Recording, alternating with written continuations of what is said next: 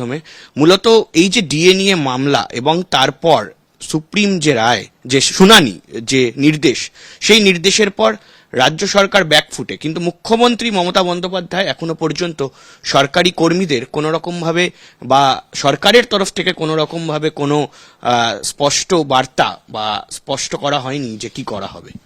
সেটা তো ওদের দায়িত্ব, সেই দায়িত্ব তো ওরা পালন করবে না। আদালতের নির্দেশ তার মান্যতা দেবেন কি দেবেন না সেটা সরকারের তো খুশির উপর নির্ভর করে না, এটা আইনি বাধ্যতা। এখন যদি কোনো সরকার আইন মানব না বলে, তার যা পরিণতি হওয়ার তাই হবে। মুখ্যমন্ত্রী মমতা বন্দ্যোপাধ্যায় তিনি বলছেন যে তিনি এই বিষয় নিয়ে কোনো কথা বলতে চান না, এবং সূত্র মারফত যা সরকারের তরফ থেকে খবর পাওয়া যাচ্ছে যে কোষাগারে এত টাকা নেই। হ্যাঁ, উনি কোষাগারের টাকা তো তিনি ৯/৬ করেছেন না, তাকে তো জবাব দিতে হবে। তিনি দুর্গাপূজা, কালী পূজা, ইমাম ভাতা, পুরোহিত ভাতা, মন্দির মসজিদে টাকা ঢালবেন, আর কর্মচারীদের ন্যায্য যে পাওনা, সেই পাওনা দেওয়ার সময় টাকা নেই বলবেন। এটা এক ধরনের তো স্বেচ্ছাচারিতা এবং দ্বিচারিতা। সরকারের টাকা আইন অনুযায়ী সরকারি কাজে ব্যবহৃত হবে জনগণের স্বার্থে। উনি টাকা দিয়ে মহোৎসব করেছেন। উনি যত টাকার বিজ্ঞাপন করেন, সেই বিজ্ঞাপনের টাকার অঙ্ক হিসেব করলে বেরিয়ে যাবে। যত টাকা তিনি অপ্রয়োজনীয় মামলায় খরচা করেছেন, সে টাকা হিসেব করলে বেরিয়ে যাবে টাকা কোথায় আছে না আছে। এবং এই ব্যাপারে আমার থেকে ভালো বলতে পারবেন সরকারি কর্মচারীরা, যারা তাদের ডিএ নিয়ে হিসেব করতে পারেন, তারাই ভালো বলতে পারবেন। মূলত প্রশ্ন করা হচ্ছে যে এই মুহূর্তে দাঁড়িয়ে সামনে বিধানসভা নির্বাচন রয়েছে 2026 সালে, 1 বছর বাকি, এবং তারই মধ্যে এই মুহূর্তে দাঁড়িয়ে কি সরকার একবার রিভিউ পিটিশন করতে পারে বা এটাকে আটকে দিতে পারে? সে সরকার কার পরামর্শ নিয়ে কি কাজ করবে সেটা আমি বলতে পারবো না, কিন্তু বোধ বুদ্ধিহীন সরকার হলে ক্রমশ এটাকে আরো দেরি করবে, আরো বোঝা বাড়বে। এখানে যখন প্রথম মামলা হয়েছিল 2016 সালে, তখনই যদি সরকার এটা মেনে নিতেন, তাহলে তো এত বোঝা বাড়তো না। তো এই সরকার তো কোনো যুক্তিসঙ্গত সিদ্ধান্ত নিয়ে কাজ করেন না। এদের কাজটা হচ্ছে সম্পূর্ণ ব্যক্তি এবং দলস্বার্থিক, তারই এই পরিণতি হয়। কত শতাংশ ডিএর হার হবে সেটা তো আমরা শুনেছি, কিন্তু এই মুহূর্তে দাঁড়িয়ে সরকারি কর্মী অনেকেই কনফিউজড, অনেকেই বুঝতে পারছেন না যে কতদিনের এরিয়ার পেতে পারেন তারা। তো সেটা যদি একটু স্পষ্ট করে। না, এটা এই হিসেব আমি দেবো না, আমি হিসেব দেওয়ার জন্য তো তৈরি নই। এটা সরকারি কর্মচারীদের জানতে হবে তাদের নেতাদের কাছ থেকে, যারা মামলা করছেন বা যারা দিয়ে পাওয়ার জন্য রাস্তায় নেমে আন্দোলন করে লাঠি পেটা খেয়েছেন, তাদের কাছে জিজ্ঞাসা করবেন, আমার কাছে না। এই বিষয় নিয়ে কি কোর্টের তরফ থেকে কিছু বলা হয়েছে? না, কোর্টের দায়িত্ব এটা নয়।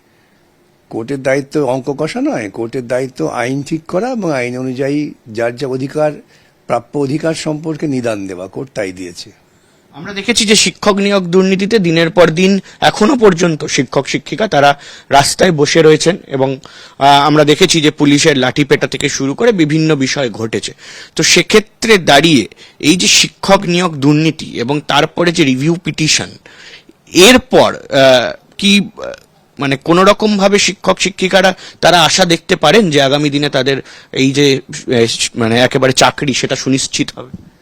দেখুন, দুর্নীতি করেছেন এ রাজ্যের মুখ্যমন্ত্রী তার নিজস্ব উদ্যোগে, নিজস্ব পরিকল্পনা করে ব্যাপক টাকা এই চাকরি বিক্রি করে পেয়েছেন, এবং যার ফলে গোটা নিয়োগ প্রক্রিয়াটা বাতিল হয়েছে।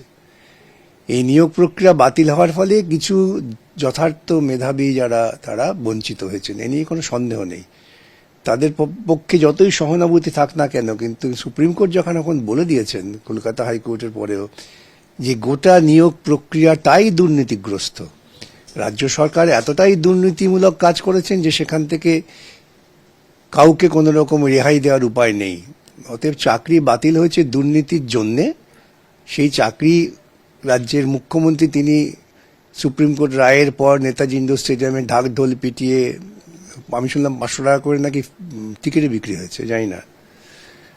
সেখানে কবি, সাহিত্যিক, শিল্পী, অধ্যাপক, ডিআই অফিসের কর্মচারী, তার গলায় আমরা যোগ্য এই পোস্টার ছাপিয়ে জড়ো হলেন। তখন তিনি প্রথমে এটা চেষ্টা করলেন যোগ্য অযোগ্য এরকম একটা বিভাজন করবার, অর্থাৎ তিনি দুর্নীতিটাকে আড়াল করার চেষ্টা করলেন। চাকরি যে গেছে দুর্নীতির জন্য, সেটা থেকে আড়াল করবার জন্য যোগ্য অযোগ্যের ন্যারেটিভ তৈরি করলেন, এবং বহু মানুষ এই ন্যারেটিভেই নিজেদের বিভ্রান্ত করে ফেললেন।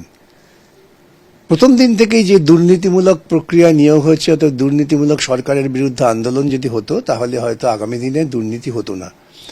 এখন তারা সবাই নিজেদের মধ্যে যোগ্য অযোগ্য মারামারি লাগিয়ে দিলেন, বিক্ষোভ করছেন, খুঁজে পান, কিন্তু তাদের তো চাকরি ফিরে পাওয়ার সম্ভাবনা নেই। তাদের নতুন প্রক্রিয়ার মধ্য দিয়েই তাদের যোগ্যতা প্রমাণ করে, যোগ্যতা অর্থে মেধা প্রমাণ করে চাকরি পেতে হবে।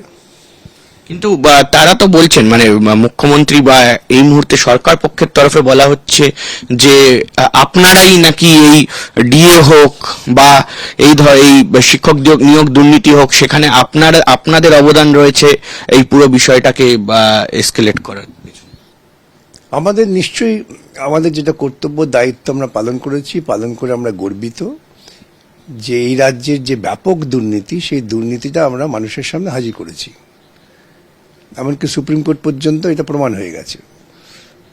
ওরা তো ভারতবর্ষের এমন কোনো দামি আইনজীবী ছিলেন না যাদের প্রয়োগ করেননি। কোটি কোটি টাকা খরচা করেছেন দুর্নীতিকে আড়াল করবার জন্য। একটা সরকারের প্রাথমিক কাজ হবে, যদি মনে হয় দুর্নীতি হয়েছে, সঙ্গে সঙ্গে সেই দুর্নীতিটাকে নিবারণ করার জন্য, দুর্নীতিটাকে বন্ধ করার জন্য, না করে এই রাজ্যের মুখ্যমন্ত্রী দুর্নীতিকে অনেক বেশি তোল্লা দিয়েছেন।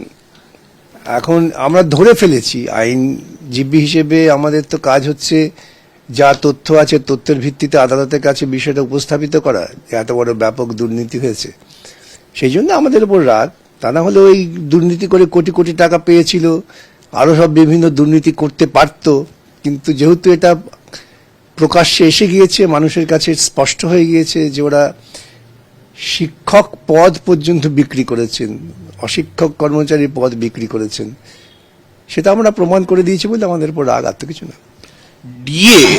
ডিএ না দেওয়ার পেছনে বা ডিএ হার না বাড়ানোর পেছনেও কি দুর্নীতি রয়েছে?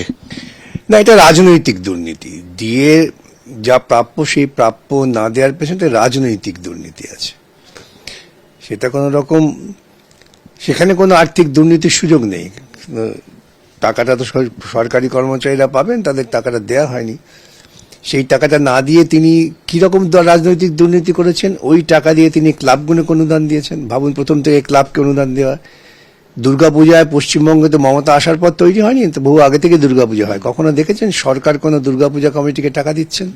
বিভিন্ন বাহানায়, বিভিন্ন অছিলায় সেটা মমতা করেছেন। এটা একটা দুর্নীতি। এই ধর্ম এবং ধর্মীয় ব্যবস্থাকে লালন পালন করেছেন।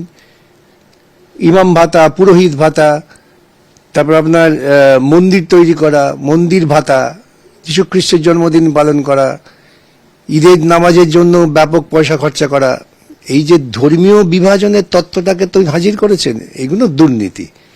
এ হচ্ছে রাজনৈতিক দুর্নীতি, এবং সেটা তিনি করেছেন সরকারি কর্মচারীদের দিয়ে না দিয়ে ওই টাকাটা